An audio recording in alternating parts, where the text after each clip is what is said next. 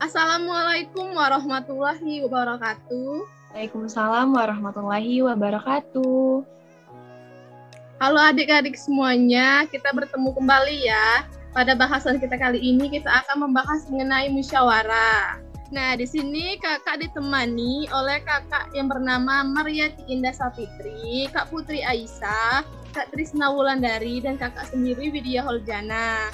Sebelum kita memulai pelajaran kita kali ini, ada baiknya kita berdoa terlebih dahulu ya. Kakak akan pimpin.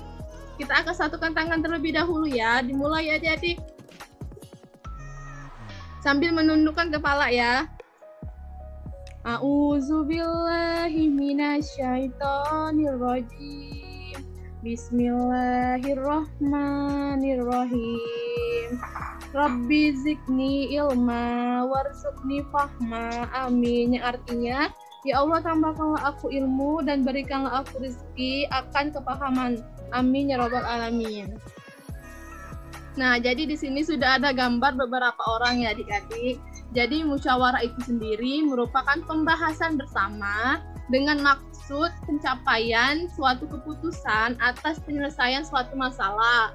Seperti yang ada di gambar ini ya adik-adik, mereka ini bermusyawarah. Nah, tadi kan kita sudah membahas mengenai musyawarah itu apa ya adik-adik. Jadi di sini kita akan membahas mengenai musyawarah itu tujuannya untuk apa. Pasti adik-adik sekalian bertanya-tanya kan, kakak akan menjelaskannya. Tentunya ya pertama adik-adik musyawarah itu dilakukan lebih dari satu orang.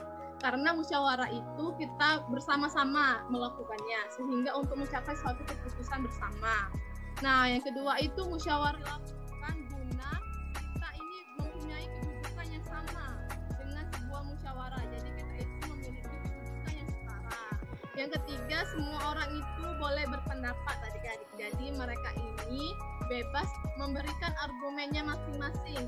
Dan yang terakhir itu musyawarah dilakukan dengan cara diskusi adik-adik guna mencapai kesepakatan langsung dan dengan melalui pemungutan suara. Jadi musyawarah ini dilakukan dengan cara voting bersama.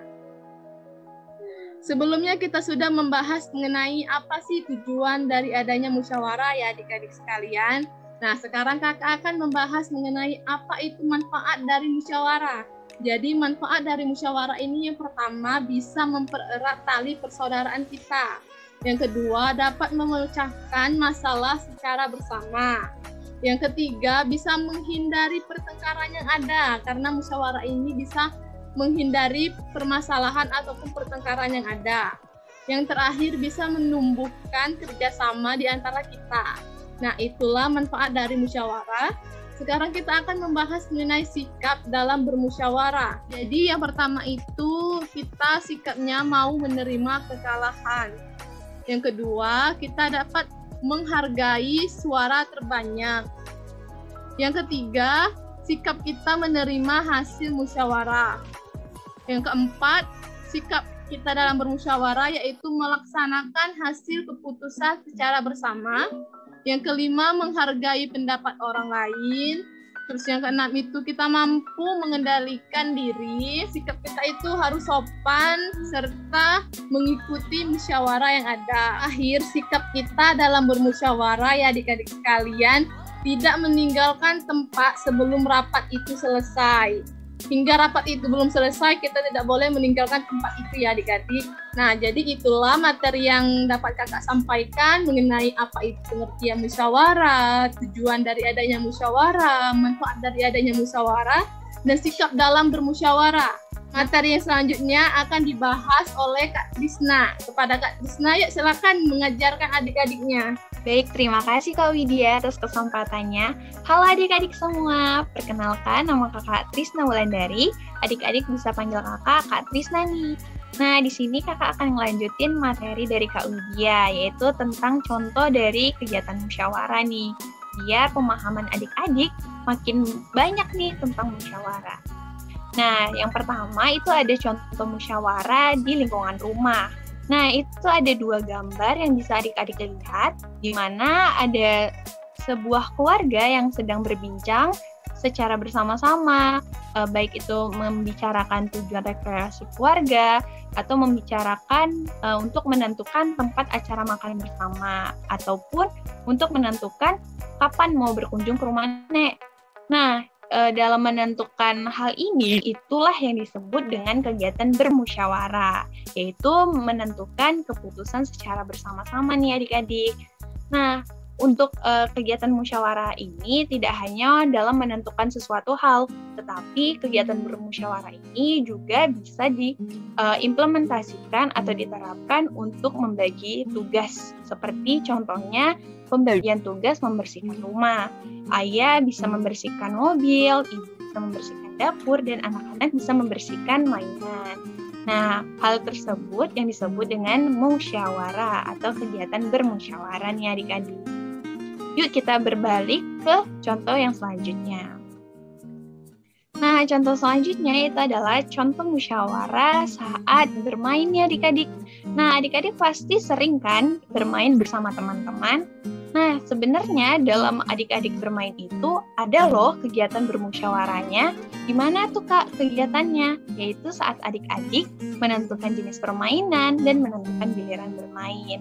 Karena saat adik-adik menentukan jenis permainan, pasti adik-adik dan teman-teman saling bertukar pendapat nih. Aku ingin main kelereng nih, aku ingin main lompat tali. Pasti seperti itu kan adik-adik? Nah, dalam kegiatan itu yang disebut dengan kegiatan bermusyawarah nih adik-adik. Yuk kita lanjut ke lingkungan sekolah nih adik-adik. Nah, contoh musyawarah di lingkungan sekolah itu apa ya Kak? Nah, dalam kegiatan di sekolah pasti untuk awalnya kita akan menentukan ketua kelas nih adik-adik. Nah, kakak ingin tanya nih, adik-adik waktu di sekolah nentuin ketua kelasnya gimana ya? Apa melalui tunjuk-tunjukkan atau melalui voting nih? Nah, untuk menentukan ketua kelas secara voting itu adalah kegiatan musyawarah, di mana kita akan memilih ketua kelas dengan voting suara terbanyak, di mana teman-teman adik-adik yang memiliki suara terbanyak itu akan menjadi ketua kelas atau ketua yang ada di ruangan kelas adik-adik. Nah, itu disebut dengan kegiatan bermusyawarah. Nah, di sini juga kegiatan musyawarah bisa kita lihat dari membagi tugas piketnya adik-adik. Pasti membagi tugas piketnya itu kita secara musyawarah, yaitu keputusan satu kelas teman-teman adik-adik yang ada dalam kelas tersebut. Kemudian ada juga merencanakan kunjungan pada teman yang sakit. Nah, pasti ketua kelas nanti berembuk nih atau berdiskusi dengan teman-teman. Siapa nih yang mau ikut menjenguk teman kita yang sedang sakit.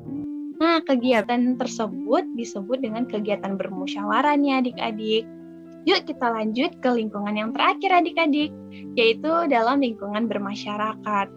Nah, adik-adik pasti sering mendengarkan ya, di lingkungannya ada yang namanya ketua RT nih, ada juga yang namanya ketua RW. Kemudian kalau kita tanya-tanya, dari mana sih ketua RT dan ketua RW itu ditentukan? Nah, iya benar. Pemilihan ketua tersebut kita lakukan dengan cara bermusyawarah, di mana seluruh warga di desa tersebut atau di sebuah perwilayahan di sana akan menentukan nih yang mana ketua RT atau ketua RW yang mereka inginkan. Nah, dari pemungutan suara tersebut bakal ada yang paling banyak nih suaranya. Nah, paling banyak suara itu akan menjadi keputusan terakhir secara bersama-sama. Di sini, warga yang keinginannya tidak tercapai harus melakukan sikap dalam bermusyawarah yang sudah dijelaskan oleh Kak Widya tadi nih, yaitu menerima kekalahan. Nah, oleh sebab itu, kegiatan tersebut bisa kita sebut dengan kegiatan bermusyawarah nih adik-adik. Karena tujuan akhirnya adalah mendapatkan keputusan secara bersama-sama. Nah, adik-adik, itulah contoh-contoh dari kegiatan bermusyawarah nih. Gimana? Di lingkungan sekitar kalian pasti banyak lagi kan ya contoh dari kegiatan musyawarah. Iya, banyak Kak. Bener Kak Widya, di lingkungan kakak juga banyak pasti ya Kak? Ya, banyak betul sekali yang Kakak Trisna sampaikan itu juga ada loh di lingkungan keluarga Kak Widya. Nah, tuh Kak Widya aja ada, apalagi kalian ya anak-anak. Nah, itulah Dek penampilan atau pemaparan materi mengenai musyawarah dari Kakak dan Kak Widya nih. Semoga apa yang kami sampaikan bisa kalian pahamin ya, dan bisa kalian temukan dan terapkan di lingkungan dan kehidupan sehari-hari kalian. Nah, adik-adik, sekian dari pemaparan pada pertemuan kali ini. Nah, karena pembelajaran hari ini kita buka dengan doa, maka kita akhiri juga pembelajaran hari ini dengan doa ya. Yuk kita sama-sama menyatukan tangan dan membaca hamdalah. Alhamdulillahirabbil alamin. Nah, semoga ilmu pada pertemuan kali ini membawa berkah dan bisa bermanfaat buat adik-adik semua ya. Kakak Trisna dan Kak Widya mengucapkan terima kasih. Wassalamualaikum warahmatullahi wabarakatuh.